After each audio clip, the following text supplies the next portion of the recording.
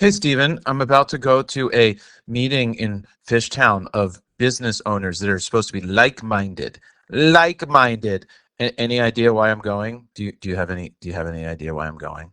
You're about to find out. So, Steven, I went to a networking group meeting thing today. Oh, how was that? Well, they asked me, my name and if I wanted to share, and I'm an alcoholic. I was waiting for it. Wrong one. I'm far from an alcoholic. I think I had like 4 drinks this year so far. 4. I think I've only seen you drink once, maybe twice. When did you see me drink?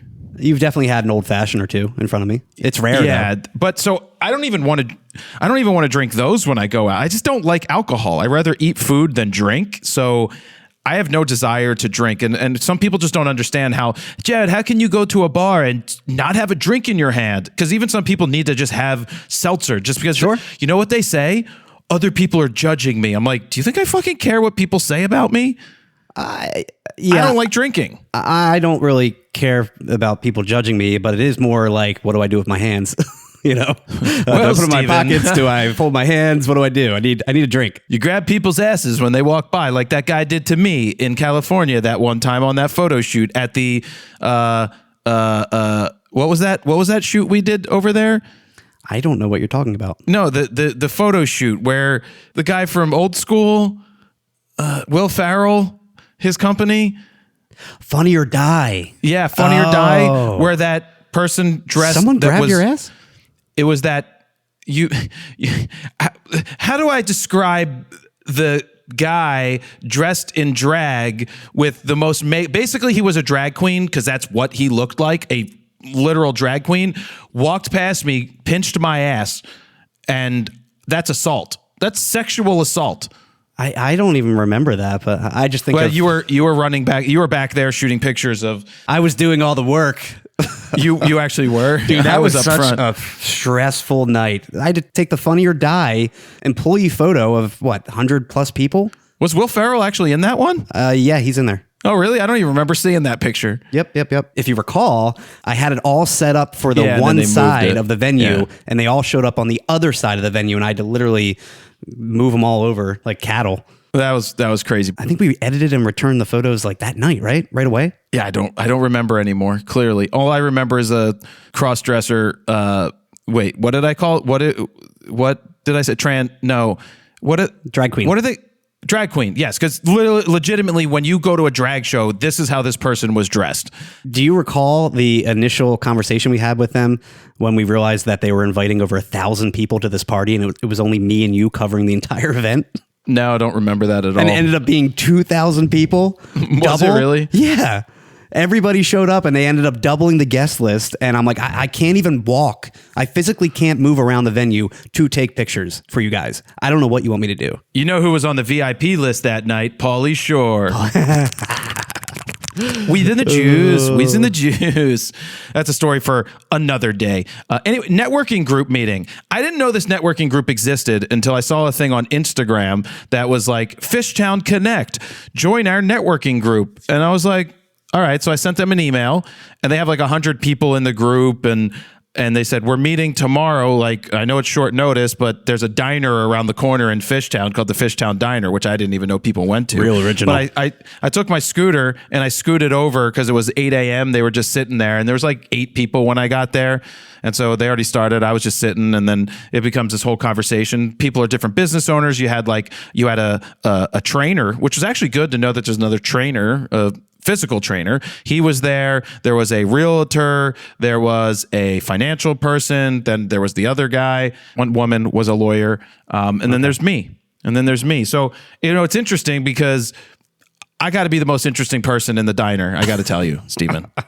Everybody wants to hear about me. Oh, you have such a big following. Because it was funny. I when I emailed the person, she's like, oh, my partner's father is a big fan of yours. I was like, great. And but no, it was good because people had questions about social media, but then it ends up becoming like I go to just listen, but then it becomes Jared's show, like me talking about business because that's what it is. It's a business meetup. Well, was that the plan the entire time, to talk about expanding their social media reach and all that, or it just happened to turn into that conversation? Stephen, funny you ask. My plan was to come in there and take over everything and make sure you're talking about me. Sounds about right. I hear Stu. We should have Stu on as a special guest one week so that people can understand who Beef Stew is to me, my bowling friend, who always calls to rip on me. And Stephen and you, like you, I do the same thing. So. Yeah, you two would get along really well because you guys just bust on me nonstop. You do the same thing back. No, I know. It was cool because we were. The one person, they're talking about TikTok and they're talking about Instagram and making short form content and, thinking that people have short attention spans. And I'm like, yeah, I still don't buy the short attention span thing because if you have good quality content, certain number of people are going to stay and listen. But I gave some ideas to a bunch of people there. One was for the person who's in the lawyer to just set up something in your house, right? Like a set in your office and have a gavel and you bang the gavel after someone asks you a bad question. I don't know. It doesn't have to be a gavel. Your dog could bark. Have your dog bark twice. Say, hey, Scoopy, bark twice if you agree. And then you play a burf, burf, Scoopy right? or Scooby? Scoopy. Oh, okay. I don't know. Scoopy? I think you mean Scooby. Yeah, Scoopy. And so...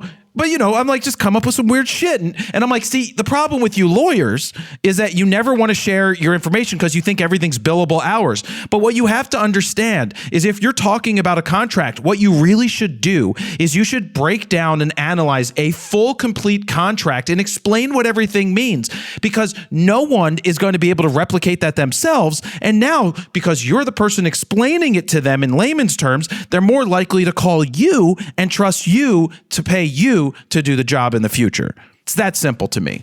That's simple. And I said to the realtor guy, he's like, yeah, I just do tours of the houses. I'm like, have you thought of going under the L to Kensington and Allegheny and doing a tour of someone homeless box or something? Tour of Tent City? Yeah, Tent City. No, I was just like, you got to come up with different ideas that aren't just here's a house in Fishtown. I'm like, you should go to every business and you should go and do food reviews at the local places and say, this is a great thing. So it's other content that gives people a reason and you're not just trying to sell. Just be Tony P. If you guys don't know who Tony P is, what does his Instagram? Is it Tony P on Instagram? Tony P in DC or something, I think it is. Welcome to my life as a 25-year-old bachelor living in DC. And he's got a Boston accent, except he just had a birthday. So Tony's now 26. Anyway, back to the networking event. We have a good conversation. I'm going to go because I was already there for an hour and 20 minutes and it was time to get back to work because, I got a job and all. And the one woman, she's like, well, you have such a successful following already. Why did you join this group? What are you hoping to get out of it? And I'm like, well, I mean, I like talking to people. I'm like, I sit at the studio all day by myself. Stephen, I didn't say that. That's what you're thinking. Stephen, I didn't say that. I didn't say that I was looking for a date. But when I got home, I sent her a message and said, beyond wanting to help people and enjoying conversations with people. No, she's married. I'm like, to be honest with you, I don't like dating apps anymore. And so if I can find a businesswoman in a networking group, I have to specify, I didn't want to say business person because you never know which way someone's going to take it. I wanted to specify female, woman, and pre-op, Stephen, not post-op. Wait, shit. Wait a second. Wait, let me think about this. A female pre-op. Cisgender woman. Yes, thank you, Stephen. Cisgender, the good use of the term cisgender. So yes, I'm looking for a cisgender, and I figured that I would just, it's always nice to come to a networking group. So I sent a message and said that. I'm like, because I didn't want to say it in person around the table, but I was just like, yeah, man, there are other single people, more than happy to meet them for some tea. So it went well. It was fine. Yeah, I like just being around other business people. It's always good to know more people. You never know who you're going to click with. But anyway, that's what I wanted to bring up to start off the show. The other thing to bring up to start off the show is we're recording on 9/11. Yes. And every year we kind of talk about where we were. I still don't remember. I guess you've told me 17 times. I just don't remember where you were. Were you in school? I was in 8th grade, third period, second period. I was in Mr. Lucarini's classroom, social studies to be specific. And I remember his secretary or aide or whoever the other teacher was in the room, she came in to announce that the first plane hit the tower and basically whispered in his ear. And he just kind of, you see a look on his face, like obviously thinking it's just a small single engine plane, nothing massive, not a terrorist attack. And then I recall specifically this moment when she came in the second time saying, turn on the TV right now. And he turns on the TV and sees the second tower hit and instantly is like, we're under attack. To this day, I get chills thinking about it. I obviously, being in 8th grade, I was like 13, didn't fully understand what was going on, didn't know what or where the Twin Towers were. I've never been to New York in my life at that point. It was a scary time, for sure. And I remember watching the coverage for the next 6 months to a year, every single night.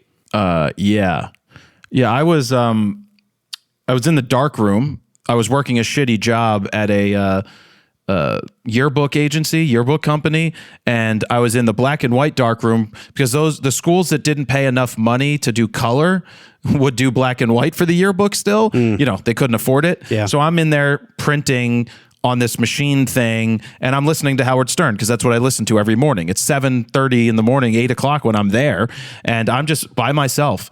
And I remember Robin interrupting with the news. It's time for Robin's News. Dootin' dootin' doo. Robin's News. And her big titties. And I remember her saying, like, we have early reports like a plane hit the World Trade Center, and everybody thought it was some small plane. And then another one hit. And I'm just sitting there, and mind you, this is pre-cell phone with internet and screens. This is barely a brick phone at the time that played Snake. So I didn't have a TV, and there wasn't a TV where I was. And I was in the dark, and I'm just listening. So I didn't have the full understanding of what was happening. And then they collapse, and I'm like, holy shit. Yeah. Like, I'm listening, and it didn't really sink in until I got home. Same. And my dad was home. I'm sure my mom was home, and we turned, and then I saw the TV, and I was just sitting there going, holy shit. Like, holy shit. I'm not sure if I ever publicly talked about this on the podcast, but my uncle was supposed to be the pilot, the captain of Flight 93. Oh, no shit. So he flies for United out of Newark. His route was specifically Newark to San Francisco. That's why the plane was loaded up with fuel. That's why they chose that specific plane, because it was close to New York and had tons of fuel on it. But something happened where he hit his hour limit and he got stuck in San Francisco, and another crew took over. And unfortunately, that's the crew that was on that plane. And my other uncle, my dad's brother, was supposed to have a breakfast meeting at the Windows of the World, that top restaurant in the North Tower, at 9 a.m. on 9/11. And as he was getting ready for it the morning of, his coworkers notified him, letting him know that they ended up bumping the meeting to the night before on the 10th. So it ended up getting canceled, but he was supposed to be at the top of the North Tower at 9 a.m. on 9/11. Jesus, Stephen. 2 big scares in my family that day. And how did they handle that? Well, the scary part is that we didn't know if my uncle was on the plane that day. We didn't know if my other uncle was having his breakfast meeting because the phones were just jammed. No one could get through. They live with that. Yeah, especially my uncle, who's a captain for United. He personally knew that crew very well. Wow. Because 93 was the one that went down outside of Pittsburgh. Correct. Jesus. So vividly, I remember coming home that day from school and my mom being on the phone. I think she got through to like my grandmom or something. And I just remember her crying and not knowing why or what happened. Because again, I was 12 or 13 years old. It was a terrible, no good, horrible, atrocious day. I'll tell you, I remember going back to work the next week, and they told us that that productivity was down, and they were not happy about it. It's like, wow, you guys are a bunch of assholes. Yeah. Geez. And there was this kid named Muhammad. Guess where Muhammad never came back to work. This kid, the things that people told me that I didn't know, like that he was a bad person. Like bad. They told me some of the things that he laughed about and did. I mean, I don't know where he ended up. I don't know if he was a plant. I don't know what it was, but I just distinctly remember talking about him talking about standing on someone's hands and peeing on them as like a Jew. Someone either told me that story after or it must have been after, but that kid never came back to work. I thought you were going to say he was like threatened or something like that just because of being an Arab. No, it wasn't that. No, it wasn't that. But the crazy thing today is we didn't understand Pearl Harbor. I mean, we understood Pearl Harbor, but we didn't live through being attacked. Correct. I mean, kids are 24 right now. Have no clue. I know. Have zero clue. And you know what happens, Stephen, to these 24-year-olds that don't know what it's like to be fucking attacked? I don't want to go down that road. Yeah. But they go to colleges and they start chanting dumb shit. That's what they start doing because they have no clue what it's like. Okay, I'll leave that one that way right there. But I remember those feelings of dread. It was just like, this is horrible. How do we come out of this? And you do. And it gets further away. And now it's 23 years later. And it's like, holy shit, it's 23 fucking years later. I made it an unfortunate tradition to rewatch most of the footage from that day, from 9/11, on 9/11 every year. A lot of the documentaries, like the 102 Minutes That Changed America, that one's a really powerful one where it took everyone's footage, synced it up in real time. There's no commentary. It's just straight up raw footage, what we saw that day. That one's pretty powerful. That firefighter documentary, there's just so many of them out there. It's just one of those things, never forget. No, what I don't like is when I start getting served the conspiracy theories on Instagram. I don't go down that rabbit hole, I'll tell you that. Sometimes they show you stuff and they're showing stuff. You're like, what are you talking about? Oh, look at this and look at that. And clearly it was an inside job. And it's like, shut the fuck up with your dumbass conspiracies, people. Yeah. So anyway, I want to move on from that. It's terrible. And it doesn't feel like it's, really front and center anymore. Not at all. 23 years later. No, but we'll remember where we were always, forever and ever. Moving on, we put up a video called "You're Forbidden from Buying the Canon R5 Mark II." And we know that that's clickbait. Clickbait title. That is one of the, that's a great title. It is. And it just so happens that it was a critique.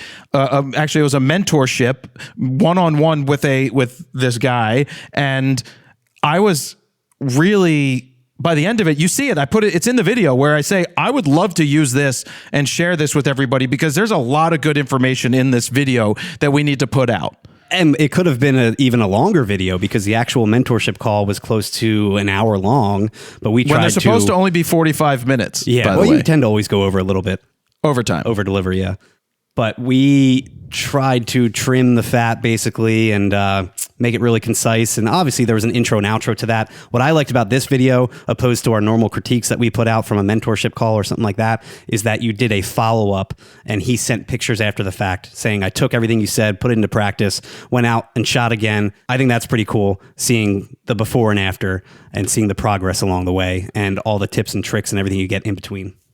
What some people fail to realize, and they need to understand, is that when I do these things, sometimes I make a statement in the moment that is meant to discuss one specific thing and isn't meant for it to be read into. When it's like, I want you at 2.8. There's a reason I'm telling the guy who has the 2.8 lenses to leave it locked there. I can't just sit there and throw every piece of information in my head at someone because it's going to overwhelm them. It needs to start somewhere. And for those that haven't watched this particular video yet, this guy specializes in photographing in gyms, in very dimly lit gyms. He even mentioned there's Friday night lights where they basically turn off all the indoor lights and have next to no light at all. And he's shooting at 12,800. And a lot of the times he's in an auto mode where it's at 5.6 or f8 or f7.1, whatever it may be. And your thing was shoot wide open because you mainly shoot in very dimly lit situations. You should always have the most available light hitting your sensor. And that was really the point you were getting at. You weren't saying don't ever stop down, but I think people, like you said, take that very literal and think that that's all you are saying is just only shoot wide open all the time. But no, it's like just keep it simple, shoot wide open, go from there. It's for me, for someone, the premise of you're forbidden from buying the Canon R5 Mark II is because the call starts off with Bradley telling me that he thinks he should pre-order it because his R6 Mark II he feels isn't giving him the autofocus that he needs, and the volleyball autofocus mode, he thinks he would use that. And I used that the other day, by the way, to shoot volleyball. It is worthless. You cannot, because the thing with volleyball is you can't chase the action around. It's too fast. If you try to chase it, you're going to miss everything. So that mode is just worthless. It's just a worthless mode to track a ball in volleyball because you're not shooting wide anyway. You're shooting a little tighter. But the key there was, obviously I said that. That's why we used it as the title. And that's why that video did really well, is that title. But honestly, I think people who watched it understood and learned a lot from it. And that's why you don't get shit when you use a really good headline, but you deliver so well that people learn so much. It's a 44-minute piece of content where I'm just spilling the beans, man. Keep in mind, yes, it's clickbait to a certain extent, but at the same time, that is the running theme throughout the entire video, is you literally say verbatim, you are forbidden from buying the R5 Mark II. I forbid you from buying that camera. You cannot buy it, blah, blah, blah. You just keep going on and on throughout the entire video. So once you watch the video, there's context to that title. But I question when you sent that title, I'm like, I wonder what people are going to think when they read that and then see you in a thumbnail with basically a, do not buy sign over the R5 Mark II. It's a good thumbnail. It is, but I'm like, do people think that you're going to rant about the Canon camera and say don't buy it? Or that's the hope. Are they going to think that it's back ordered and you can't buy it for 6 months or something like that? But then again, it's a 45-minute video. It's just all this 44. stuff runs 44, excuse me. All this stuff runs through our head as we're trying to decide on like titles and thumbnails. And usually these videos are throwaway videos or filler, but this one I thought was a lot more interesting than the normal critique and mentorship that we do. Yeah, it's solid. And the reason that I try to keep it as simple as possible with people who are just starting out, who are having trouble in the modes that they're in, is because if you overwhelm someone starting out, then they end up not liking photography and they end up quitting. So for me to say, this is what I need you to do. You're going to shoot wide open. You're going to shoot in auto ISO. And all you're going to do is change the shutter speed. Am I shooting something fast? Am I shooting something slow? And that is all you need to worry about. Now, the camera could do the rest. The camera's autofocus is so damn good. Let it do its job and just shoot. Is there a time where you get off at 2.8? Sure. If you're doing a group shot, I very rarely shoot not wide open. I shoot 1.2.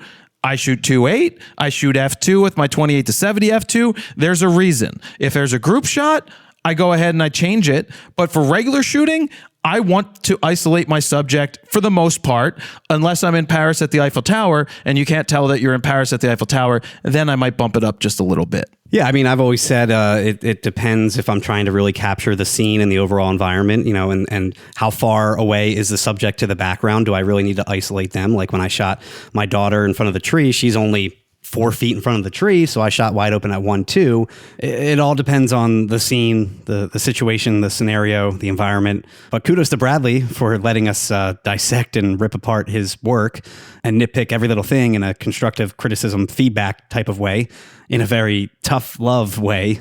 That is the proper way to critique. The way that I do it is, in my opinion, the best way to do it. And you just say it like it is. I do think one of his main issues too is not just the camera and the settings and not really knowing the settings, but also the editing. We didn't really see before images like original RAW files. We only saw the after the fact edited JPEGs.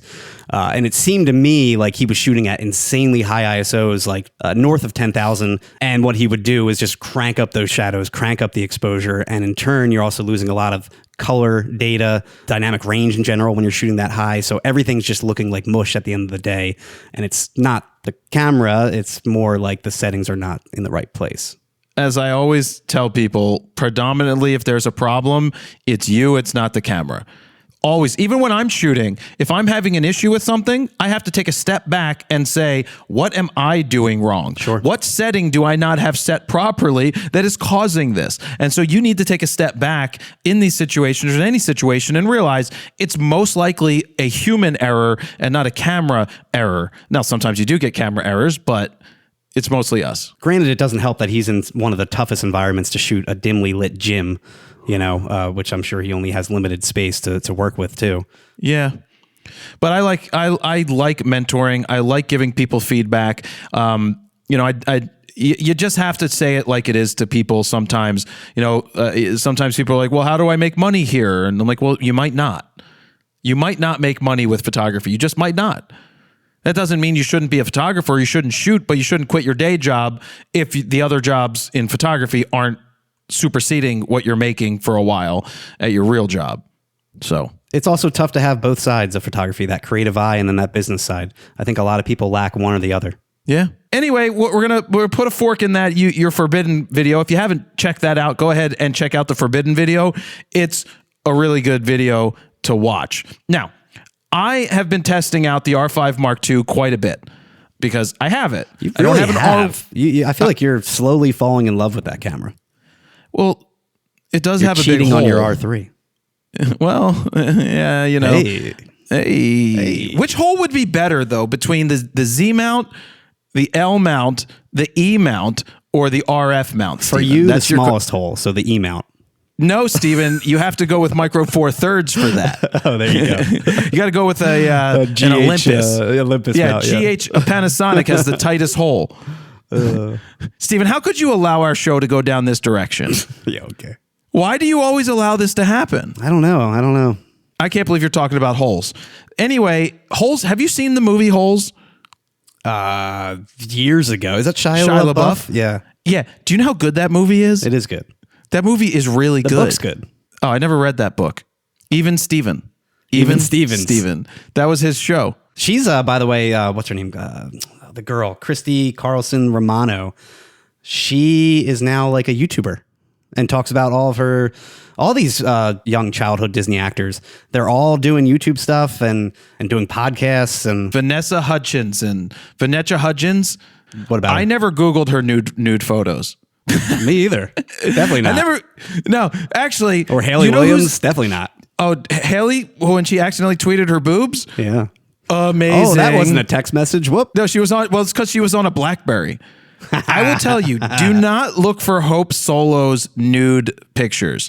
I actually looked those up. Someone was talking about Hope Solo. They were like ripping on her. I'm like, I looked up the photos. I'm like, what? How are you going to sit there and rip on these nude photos? It was very lovely. I mean, not lovely. I can't believe someone would leak these. I had to find it on another website, though. You have to be very careful when you look for that stuff. It's hard to find. It's not like BearShare or LimeWire like back in the day. Kazaa. Hey, do you want to get a virus? Kazaa. I remember I used to download, all the songs off LimeWire and Kazaa and stuff, and I would have these albums thinking they had the right songs in the right order, and then I would buy the real album like years later and be like, wait, this is not the same song than I thought it was. And I ended up having like the wrong song because somebody titled it the wrong way and then uploaded it to LimeWire. And I had all these random songs thinking it was like Fall Out Boy or some other band. I also remember getting songs where there would be like a stutter or a skip in the song. And I thought that was a part of the song every time the real one came on. Anyway, moving back to the R5 Mark II's holes. I've been testing the R5 Mark II quite a bit in the real world. There's been volleyball.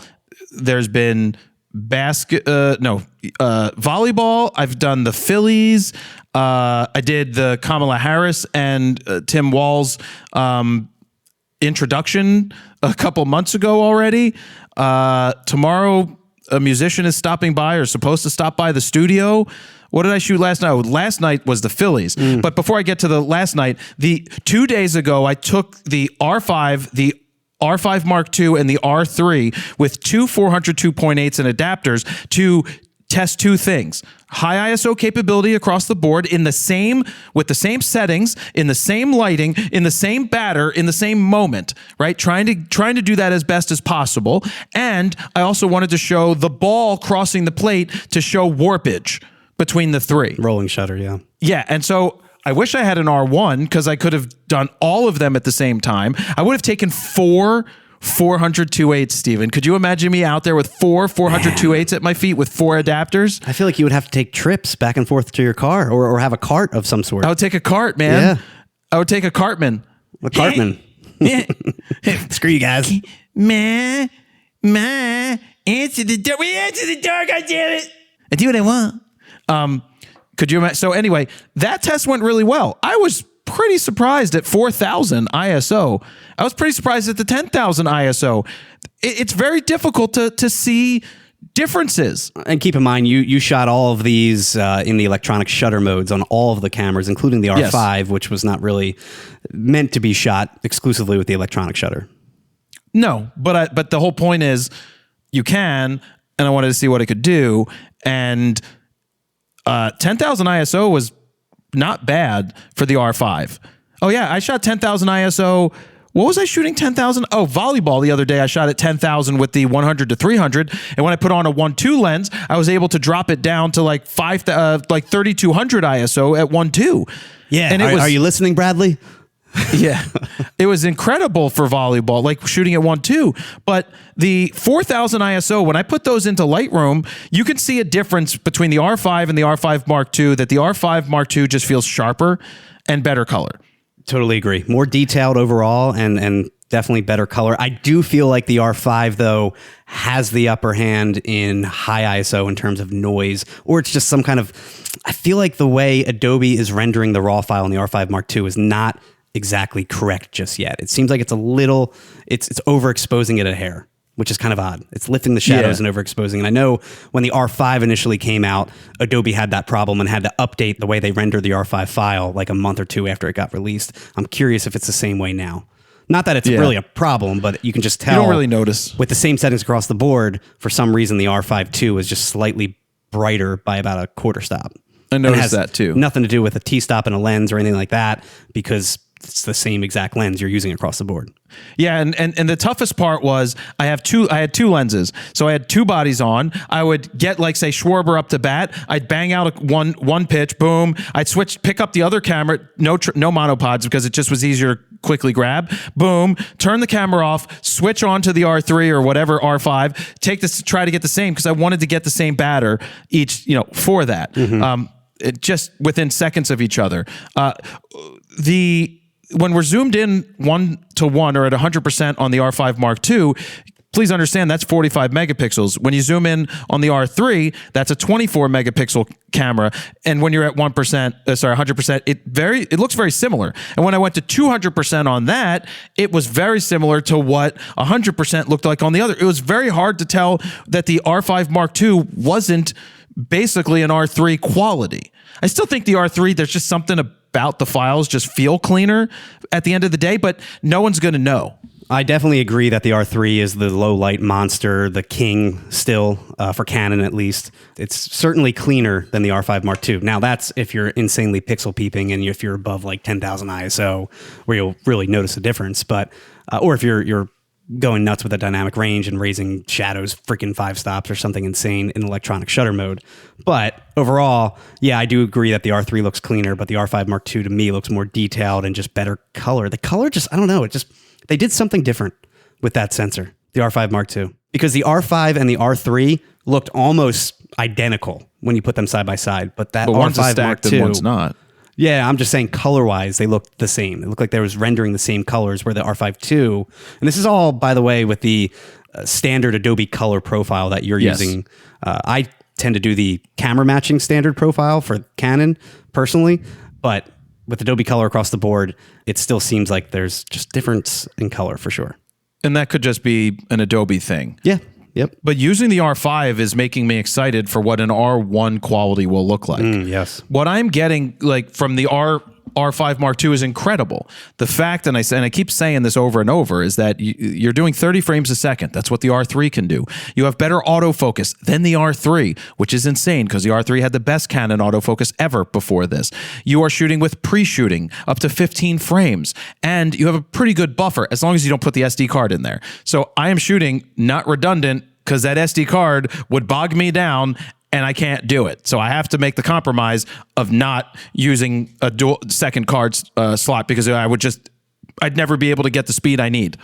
That's how I shot with the 5D Mark III and the 5D Mark IV. I would always exclusively use the CF what's it called? CF Compact flash. Compact flash. I'm like, not CFast, not CF Express. You had it Compact right with flash. CF. Yeah, CF. Yeah.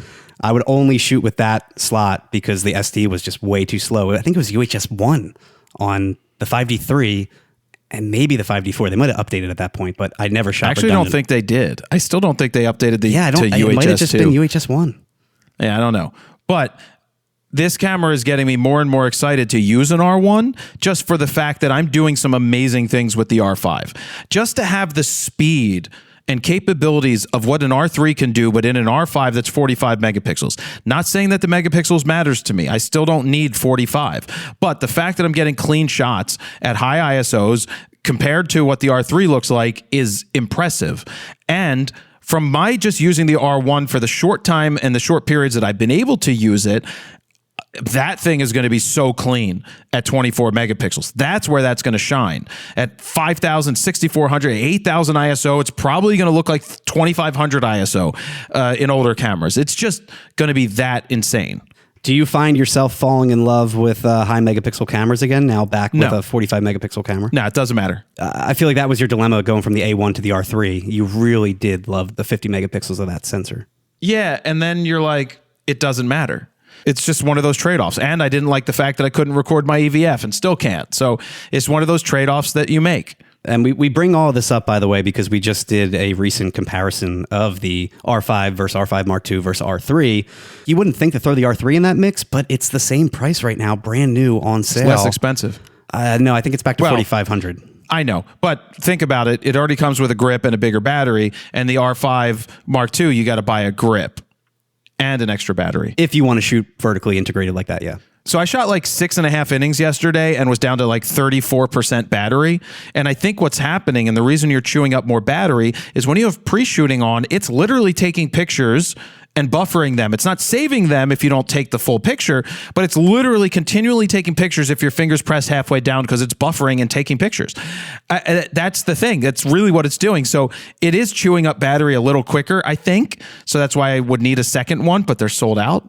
Brandon at Allen's Camera doesn't have any extra right now, and Canon doesn't have any they could send us. So this for is now, the LPEP battery? It's the newest one, whichever the newest one is. After Petapixel posted that whole thing about the battery really basically graying out and blacking out a lot of modes, I double checked in the R5 too, and it really does limit you significantly if you're using an LPE6, even the NH battery that came with the R5 or R6 Mark II. It blacks out almost all the modes. You can only shoot in like 4K 30 IPB, mainly video, I should say. Not so much stills, but video, it really hinders the ability to shoot any high resolution and high frame rate. Then I saw someone be like, well, why didn't you tell us this? There's a simple reason, because when we were getting a briefing and we were told that it only would affect like 8K shooting, we report on what we're told by these companies, and they get it wrong. We were told that it was basically going to be like the R5C, where it limited essentially only those higher resolution, like 8K. But come to find out, it limits a lot more in video mode. And I think it's a limit that Canon has put on it. I don't think it's really a limit by the battery itself, because even if you use a dummy battery and plug in via USB-C and give it more power, it still limits you. It's unless you use that specific battery. That's weird. But I went out and shot last night. I debated going to shoot because the debate was in Philly and they were shutting down a lot of roads because Kamala was staying in Rittenhouse Square yesterday. So they were closed that area. They closed the Ben Franklin Bridge. Yeah. So it took me an extra 15 minutes. Normally it takes me 14 and a half minutes to get to the stadium from the studio, but it took me a little longer because more cars had to go to a different bridge, and it was fine. I'm glad I didn't come in yesterday because that would have been a mess for me to get home, especially around 4 or 5 o'clock. Yeah. So it wasn't a problem, but I debated going, and I'm like, what am I going to do? Sit on my ass? What am I going to do? Nothing. So I went to the game with the intention of taking the R5 Mark II and a 600 F4. This time I made sure I had the adapter. And I shot lacrosse the other weekend. No, I shot women's field hockey again. And this time I made sure to take the 600 and not the 400. Remember the other game I took 2 400s by accident I wanted to take a 600. So this time I took the 600 I shot the first half of the game with the 28-300 Tamron lens, and I was going to shoot the second half with the 600. So I take the backpack off, I open up the backpack, I look down, and I go, oh shit. Do you know what I did? You didn't bring the adapter. I didn't bring the adapter. It's like, damn it. But I didn't get too upset with myself, and because it's done. And I just put that other lens back on the Sony camera and shot more with the 28-300. What did you think of that one? I thought it was going to be garbage when I was using it. I really did. I was like, Tamron's not going to be happy with this. They're going to think that I hate them and that I'm saying that this lens sucks. Because on the back of the camera, on the back of the A7 IV, I was like, I don't know about this autofocus. It doesn't look like anything sharp. When I got it in the computer, I was like, oh, I did hit focus is good. And the background isn't that bad at 7.1. It's not great.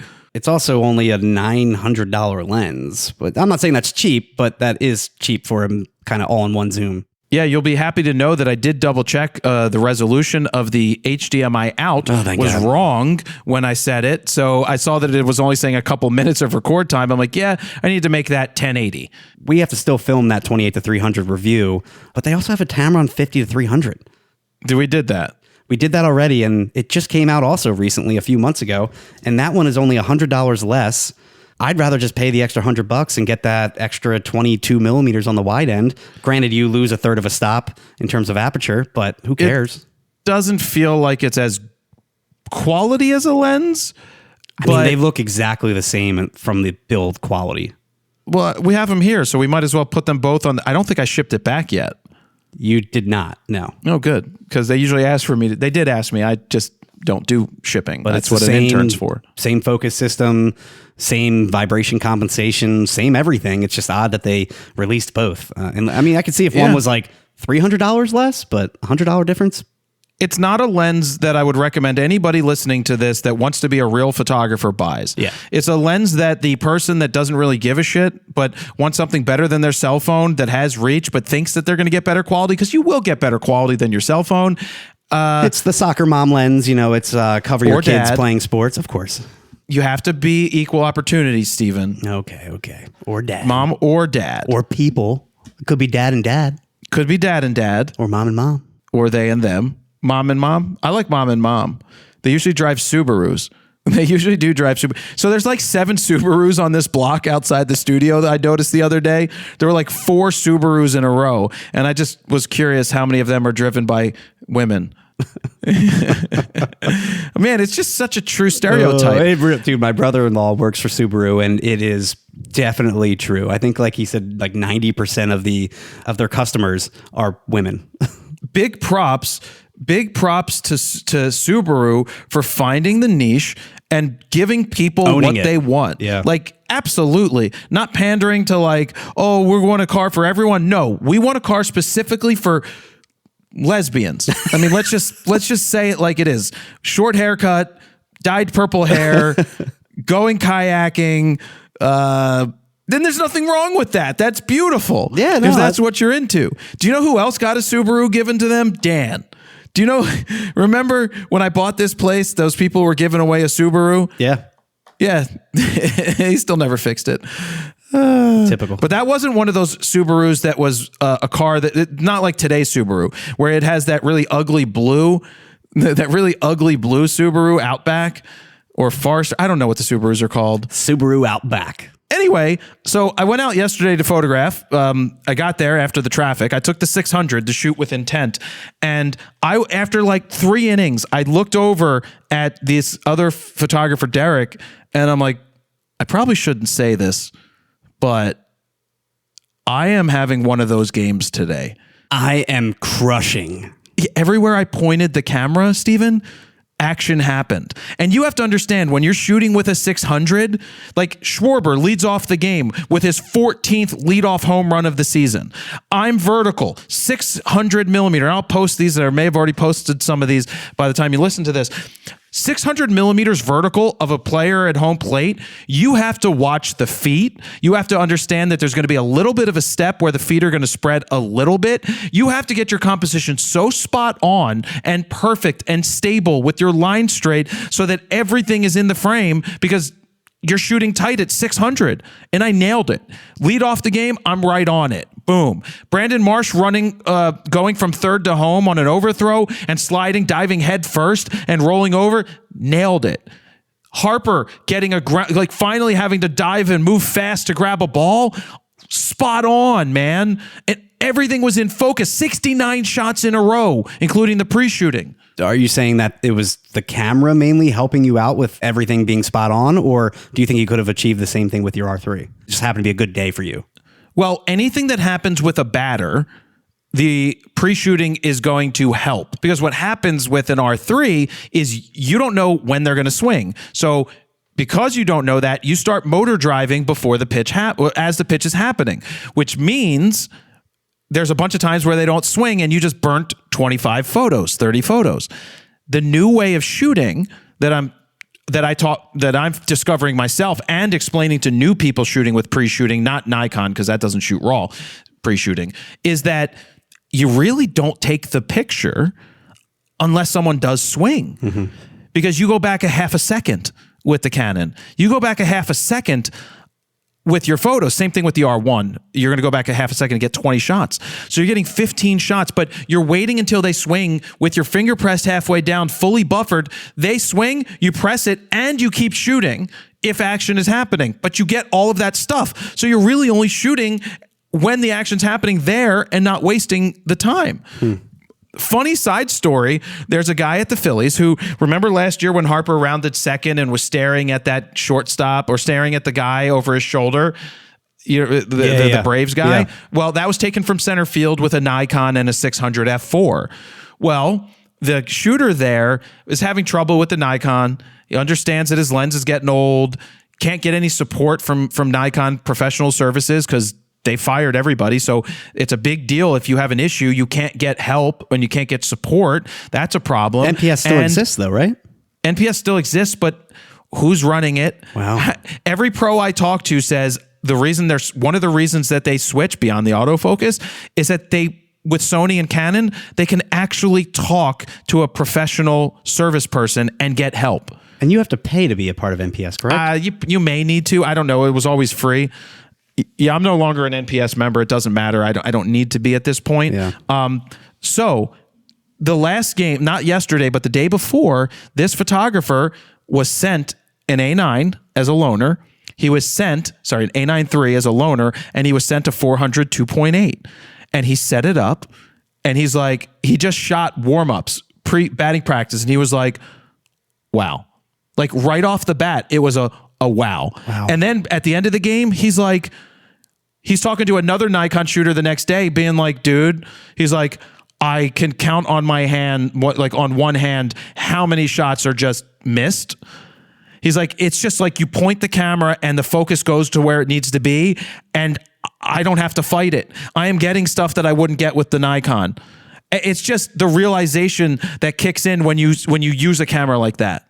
I'm curious if your friend Greg, who also shoots sports alongside you, if he would also prefer an A9 III, because I know he tried out the R3 and didn't really love it. He still preferred a Z9, but I think it was more over the file versus the autofocus, right? He likes the colors that he gets out of his Nikon straight JPEG because he delivers them right away. I don't agree. But he has his way of shooting. Sure. He did take the R3 for a week or two with a 400, with a 70-200, with a 600, and really loved what he was able to get. But, he didn't give it enough time. I think he would like a Sony also, A9 III. You can't go wrong. At this point, R5 Mark II, you can't really go wrong. But having this photographer at the Phillies shoot his job with a camera he never used before, and he set it up, and it was just... Has he ever shot a Sony before? No. Huh. Everything was Nikon. Because they could be a little confusing if you've never touched a Sony camera before, just in terms of the menu sucks. The menu absolutely is garbage. It doesn't suck. I just think it takes a minute to fully understand it when coming from a Nikon, especially. I think Nikon has one of the better menus. Well, Nikon's is just straight down, and it's the same since the original D1, just with some tweaks. And now they have the little quick buttons where you don't even have to go deep into the menu to then enable it or disable it. Yeah. So yesterday talking to him, he's just like, yeah, all my Nikon gear is already packed up. Wow. It was already packed up. Really? His 400-2.8, his Z9, packed up to trade in towards all Sony gear. Wow.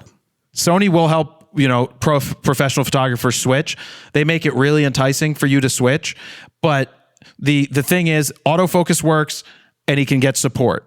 That's what matters. So he specifically wanted to try out the A9 III and not an A1. I thought he might have wanted that higher resolution because he's coming from a Z9, but I guess he cares more about the global shutter aspect and that kind of stuff. Well, there's that. He also shoots with the AP a bunch, and the AP is they use Sony's, so that's part of it too. Because they're A1 or A9 III, right?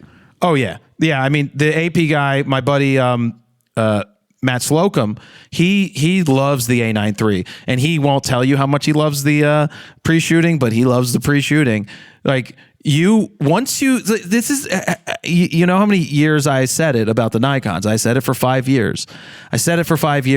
And then when the people come around to it, they're like, oh my God, this thing is, you're right.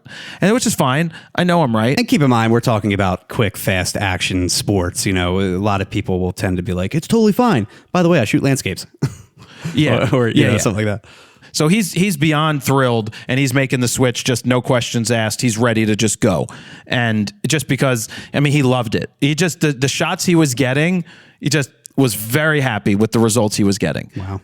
And so he switched over. But I was on a heater yesterday, an absolute unbelievable heater. Wherever I pointed the camera, I was coming back with something like Trey Turner hitting a home run. I literally have the ball smushing on the bat. And then the next frame, the ball's in the perfect corner of the frame, and then I have the follow through, and then I have him running around first base. I was on an absolute heater. I feel like you just wanted to shout it to the stands, like, I am the best, I am the king. like Tom Hanks in Castaway. I have made fire. Yeah, no, I stayed longer than I normally would. I didn't leave till 8:30 because I was just doing so well that I'm like, I can't leave. Like when I got the Harper shot, there was a Harper shot where the ball he didn't miss it. It was just right outside of his glove, and I was right on him for it, but it didn't come up. He didn't come up with the play.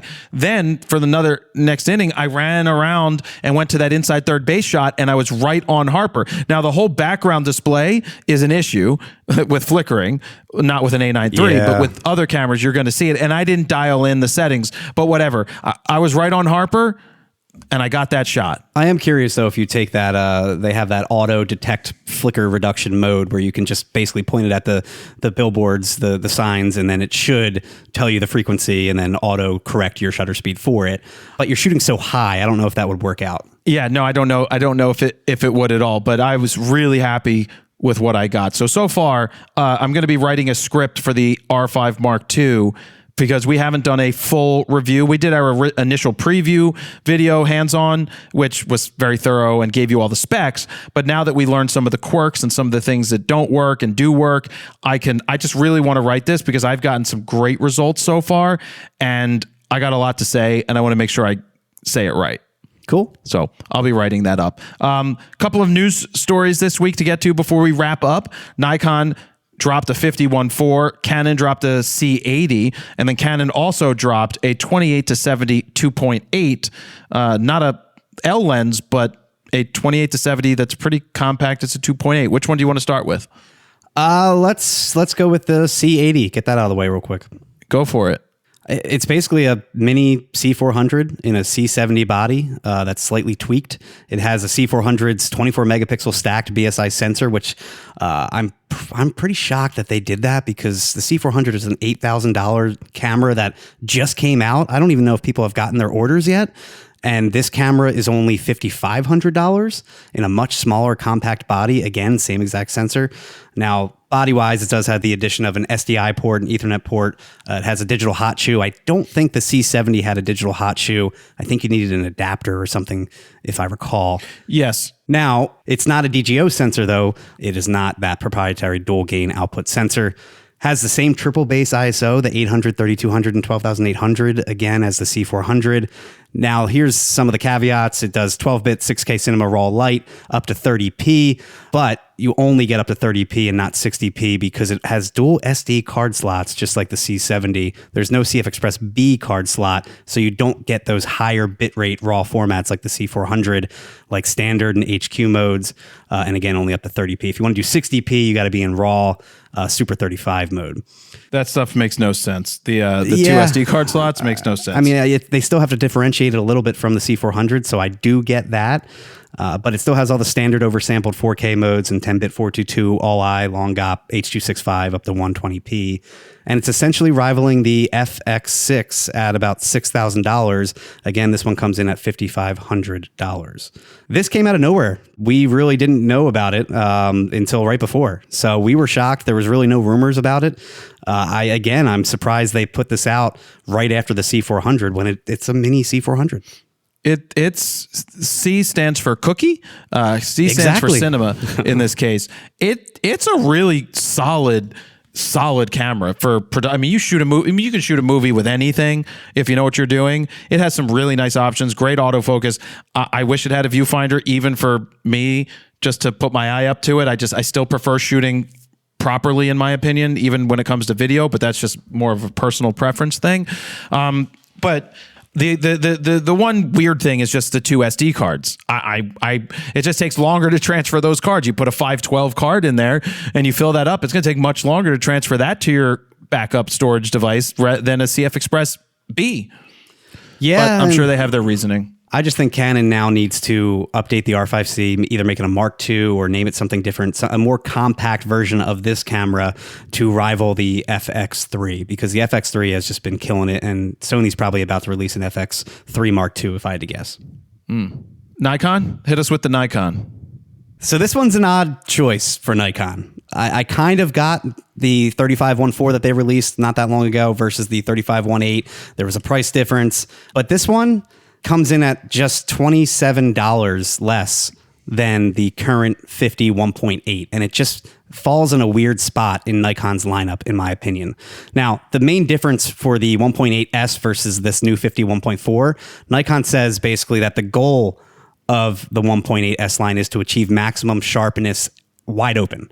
So that's why you should buy a S-line version lens. If you want to shoot 1.8 wide open for maximum sharpness, you get that lens. The 1.4, though, on the other hand, has better close focus. It added a dedicated control ring. It has dual SDM motors compared to the single motor in the 1.8. They're nearly the same size and weight. I think it's like a 5-gram difference. They're basically the same price. Again, $27 difference right now. But why sell both at that point if it's that close in price? At least there was a decent price gap, again, between the 35-1.4 and the 35-1.8 of about $250. But in my opinion, the 1.4 is better in almost every aspect, but they say the S-line is still superior. Yeah, so I'll just go ahead and say when we asked them what the differences were, or every time we pointed something out to the Nikon people, they're like, well, it has this, and you're like, yeah, no, that doesn't make sense. They're like, oh, you're right. It's like, so we're trying to be like, well, why like what is an S line at this point? How is S line better? Oh, well, edge to edge sharpness. I was like, all right, I guess you can say that. Wide open. But everything else they tried to say, we just was like, we shot everything down that they said, because it just, well, this has 2 motors. That thing had 1. That's 6 years old. This is newer. Like, it's a 1.4 versus a 1.8. It has that extra dedicated ring instead of the manual focus ring for both a control ring and manual focus. Yeah. It's same weight and size for the most part. I don't know. I love that they came out with a 50-1.4 for $500. Don't get me wrong. I think that's great for Nikon fans. Yeah, we're not yelling at them for that. But I just think it's a very odd lineup now, being that the 1.8 is more expensive than the 1.4, and it's considered a better quality lens. Where you look at Sony and Canon's lineup, it's the complete opposite, in my opinion, as it should be. Like Canon, for example, has their 50-1.8 at $200. It's their nifty 50. It's their basic bare bones 50 millimeter lens. It's good enough. It's a cheap plastic kind of piece of crap, but again, it does the job for someone like my wife who uses it all the time. The 50-1.2, on the other hand, comes in at $2,100. It's their L lens, their Pro line, and I'm assuming the upcoming rumored 50-1.4 hybrid prime that they're going to come out with will be right in the middle around that $1,200, $1,300 price point. And then on Sony, you have basically the same thing, a 50-1.8 for $200, piece of crap, kind of tiny little lens, but it does the job. Sony 50-1.4 G Master for $1,200, and then their 1.2 at $1,900, where Nikon has the 50-1.8 at $527, the 1.4 at $500, and then the 1.2 at $1,900. I just think the 1.8 should have been their cheap little entry level lens, and the 1.4 should have been that higher end S version at $1,000. They should have flip-flopped it basically from day one. And we said that from day one, that why is it a 1.8 and not a 1.4? Well, this has better edge-to-edge sharpness. I'm like, yeah, it's a 1.8.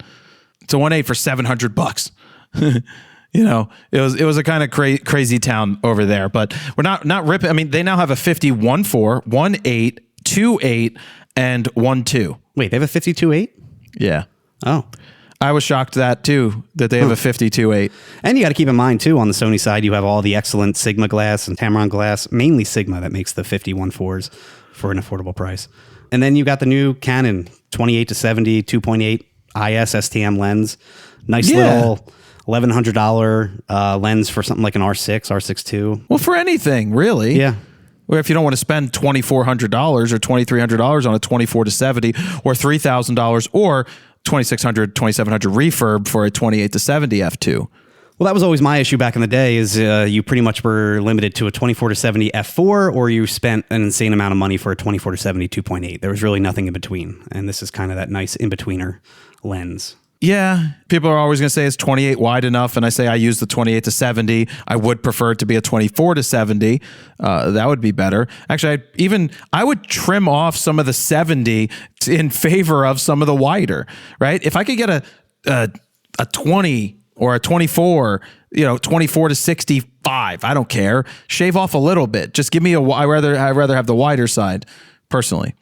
I agree. But 28-70 are less expensive. It's almost like they're saying, well, here, take that, Sigma. What third-party lens are you guys going to release? Because they would release maybe a 24-70 2.8 RF at $1,400 if they did. Well, that typically is Canon's issue too, is they tend to release the really low end, like I said, the 50-1.8 at like $200-$300, and then a super high end L lens, and there's not much in between. Where this is kind of that in betweener, that third party option, but first party. Yeah, I haven't got my hands on it, but I'm assuming that it's going to be pretty good and get the job done. Most lenses that anybody's putting out today are all getting the job done. Doesn't matter who makes them. You can do great things with them. That's just, we're in a world now where if a lens isn't good, there's a problem.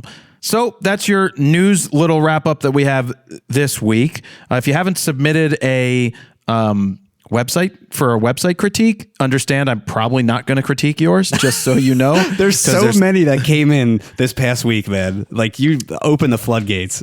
Steven, I don't know how you go through them all. I have to be hundreds. There's hundreds of people.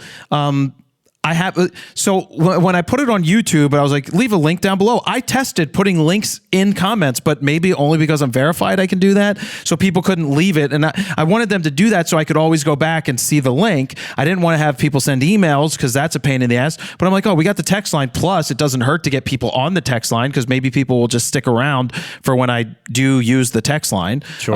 But no, I'll go through and I'll just click on people's sites and they'll pop up and I'll be like, okay, this one. I may do 3 or 4. Maybe I'll do a long hour and a half long video. I don't know. Right? Like, I don't know what I'm going to do, whether I'm going to spread it out or not spread it out, but maybe I just have to have a really good clickbait title.